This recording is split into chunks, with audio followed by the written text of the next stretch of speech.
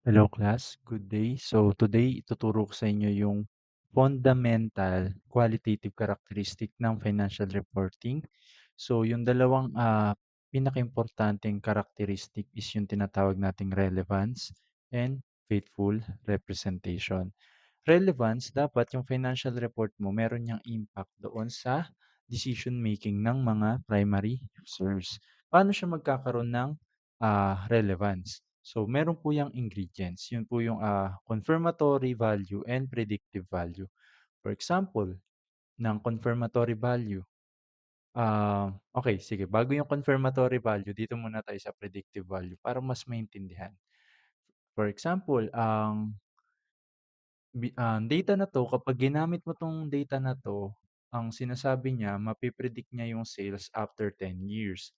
Ang sabi dun sa data, 10 million daw yung magiging sales after 10 years. So, yung financial information na yun, meron siyang predictive value. Yung predictive value, sabi niya, 10 million yung magiging sales after 10 years. Yun po yung predictive value, yung 10 million. Kasi napipredict niya yung sales after 10 years. So, ano po yung magiging confirmatory value? Ano po ba yung basis para masabi nating 10 million yung magiging sales after 10 years? So, sabi sa confirmatory value, since ito yung magiging basis, for example, every year, tumataas yung sales ng 1 million. Let's say ngayong taon 1 million yung sales. Next year 2 million. So after 10 years magiging 10 million yun. So yun po yung tinatawag nating confirmatory value. Meron tayong basis, meron tayong key assumption. Bakit natin nasasabing ah, attainable yung predictive value? Yun po yung confirmatory value natin, yung magiging basis. Okay? Next, faithful representation po. Yung faithful representation, meron po siyang tatlong requisites or tatlong ingredients. Dapat syempre, kumpleto. Faithfully represented tapos kulang-kulang yung sasabihin mo. So, dapat po kumpleto. Mamaya, malalaman natin paano masabing kumpleto na ba or sapat na ba. Okay? So, dapat neutral, dapat free from bias, wala kang pinapanigan. So, lahat ng dapat makita ng lahat ng mga interested individual or entity dapat makita nila. Then, free from error, dapat walang mistake. Pero malabo po na magkamali talaga. So, yung acceptable mistake later on, tuturo ko po sa inyo. So, isa-isahin po natin yan. So, una po, yung sub-quality ng relevance muna. So, meron tayong materiality. Siyempre, para magkaroon ng impact yan, yung financial information or maging relevant yan, doon sa decision making po ng mga financial statement users, dapat material yan. So, paano po natin masasabing material? Dapat may impact yan sa decision making ng mga FS users. So, una po dyan, dapat obscure yung information, dapat malabo. Kasi kung una pa lang naintindihan mo na, walang pagbabago sa magiging desisyon mo kahit na malaman mo pa yon. Kaya dapat, para masabing material po yung information, dapat una malabo yung information. Para pwede niyang mabago or ma-influence yung desisyon mo. Kasi nung una, hindi mo sure na sure kasi nga malabo yung information kaya puwedeng magbago yung isip mo kasi malabo. Kapag sinabi nating obscure yung information, puwedeng merong mga wordings na hindi malinaw yung pagkakasabi. Puwedeng yung mga hindi naman dapat pagsamahin, pinagsama yung information. Puwede naman yung mga dapat yung mga dapat magkasama, pinaghiwalay. So, yun po yung mga way para maging obscure yung information, okey? So, next is could affect decision making. Siyempre, dapat may impact yan for decision making kasi nga sub-quality yan ng relevance, yung materiality. Ngayon, kung wala yang impact sa decision making, edi wag na natin pag-usapan, wala rin namang magbabago. Okay? So, primary users, dapat ng primary users, hindi pwede ng ibang tao. Kasi yung primary users, sila yung magdadrive ng decision making for business. Okay?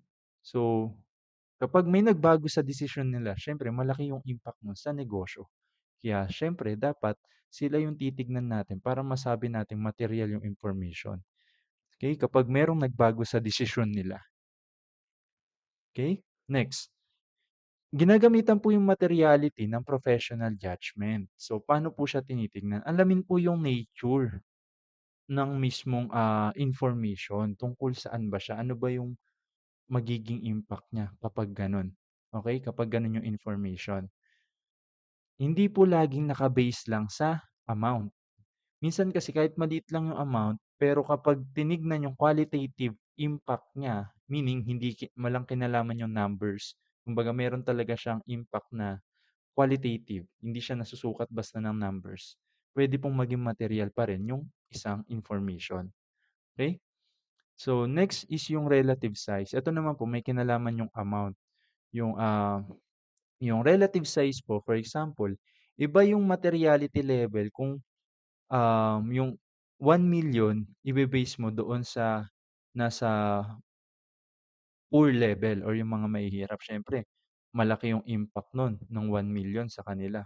Paano naman sa mga trillionaire na or billionaire na? Yung 1,000,000 maliit lang po yung materiality nun or yung impact nun sa kanila. So, titignan mo po, okey? Madalas sa relative size gumagamit na lang tayo ng percentage kasi hindi lahat ng pinagko-compare natin. For example, yung mga negosyo na 'yan kahit same na negosyo 'yan pero magkaiba yung size nila, magkaiba yung materiality niyan kapag amount yung tinignan. Kaya dapat gumagamit po tayo ng percentage kapag nagko-compare tayo. Yung percentage po na yun, ayun po yung relative size natin. Yung absolute size, amount po yun, hindi po tayo gumagamit nun kasi nga iba yung materiality or mahirap i-compare kapag 1,000,000 ng tao na mayaman compare mo dun sa 1,000,000 ng mahirap, siyempre magkaiba talaga yung impact nun. Mas comparable po kapag percentage yung ginamit, relative size, okey? So yung materiality po, tinatawag rin niyang doctrine of convenience, okey? So bakit po siya tinawag na doctrine of convenience? Kasi po kapag naglagay ka po ng materiality level, let's say for example, yung materiality level mo po is nasa ₱50. Ngayon lahat ng gastos na lumagpas ng ₱50, yun lang yung titignan mo. Kumbaga 'di ba mas madali siyang tignan kasi kung titignan mo lahat ng gastos, whether below 50, time consuming po yun, okey? So, kaya po siya tinawag na doctrine of convenience. Next, dito naman po tayo sa may faithful representation. As you can see here, pino-promote po ng faithful representation yung substance over form. Kumbaga inherent na rin po kasi itong substance over form kapag faithfully represented. Kumbaga, pinapakita mo yung tunay na nangyayari compared doon sa sinasabi lang. So, faithfully represented po yung financial information kapag ganun. Okay? So, completeness, isa po sa ingredients ng faithful representation. When we say complete, may tinatawag tayong standard adequate disclosures, sorry.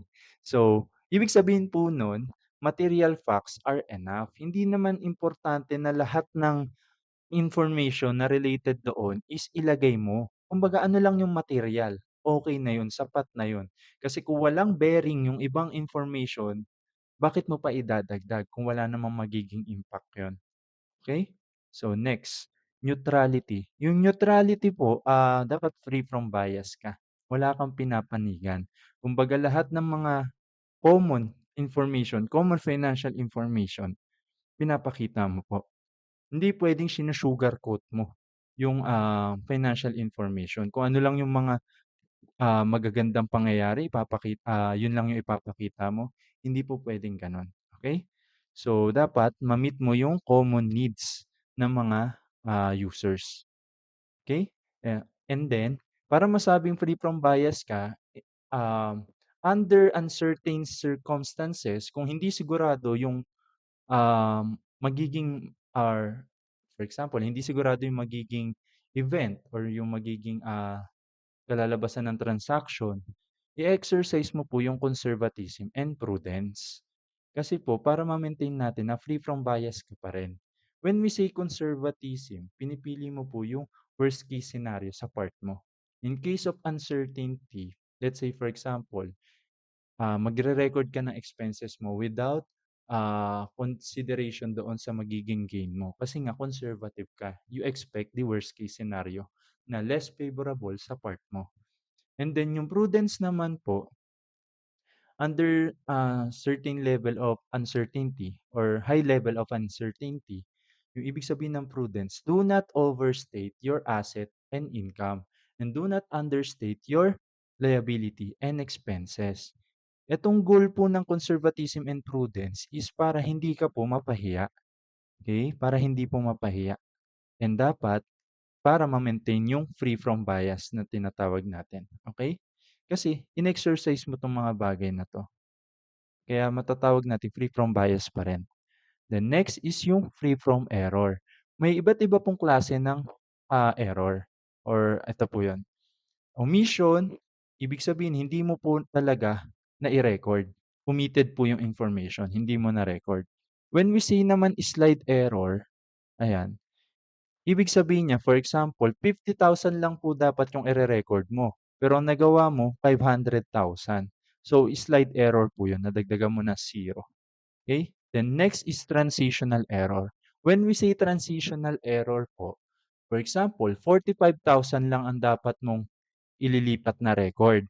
Kaso, nung ililipat mo na siya, naging 54,000 na pagbaliktad mo po. Okay?